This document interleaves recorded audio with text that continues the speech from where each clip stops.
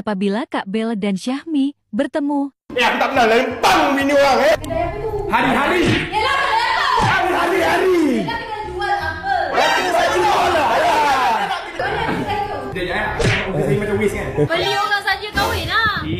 Sponsor lah. Kau, takkan aku nak kena sponsor kau. Adik-adik. Kenapa cakap kau adik aku? Adik ni, adik. Tak baik. Tak baik. Kita bila kau adik aku? Adik. Kita sama tarikh lahir je tapi kau bukan adik aku. Baik tak? Apa itu baik? It's okay kalau buat macam ni. It's okay, it's alright. Go Syahmi, fight. Walaupun saya bulan 4, saya tak berani naik Eli sebab saya rasa bulan 4 ni bulan 4 memang banyak dosa. Memang budak-budak bulan 4 memang banyak dosa. Kau banyak dosa. Salah satunya kau dosa dah kena akak. Admin neraka.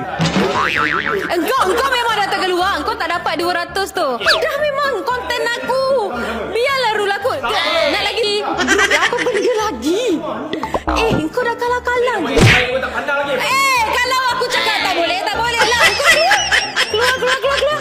Apa yang kau tak boleh terima kekalahannya?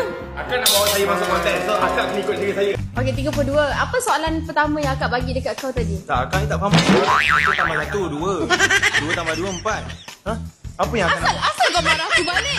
Ini konten aku. Kan cikgu kat sekolah saya. Sabar.